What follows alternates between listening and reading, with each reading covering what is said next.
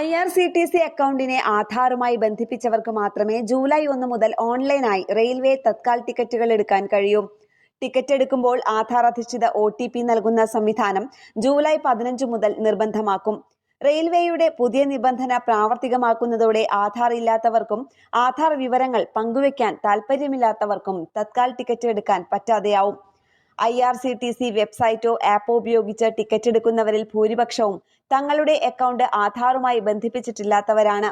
IRCTC അക്കൗണ്ടിൽ link Aadhaar എന്ന ഭാഗം തുറന്ന് ആവശ്യമായ വിവരങ്ങൾ നൽകിയാൽ ആധാറുമായി ബന്ധപ്പെടുത്താനാവും.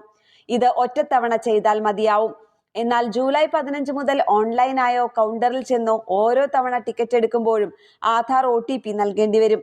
ആധാറുമായി ബന്ധിപ്പിച്ചിട്ടുള്ള മൊബൈൽ ഫോണിലേക്കാണ് OTP വരിക. തത്കാൽ ടിക്കറ്റ് ബുക്കിംഗ് തുടങ്ങി ആദ്യത്തെ അരമണിക്കൂർ ഏജന്റുമാർക്ക് ടിക്കറ്റ് ലഭിക്കില്ലെന്ന് റെയിൽവേ വ്യക്തമാക്കിയിട്ടുണ്ട്. ന്യൂസ് ഡെസ്ക് കേരള പ്രണാമം.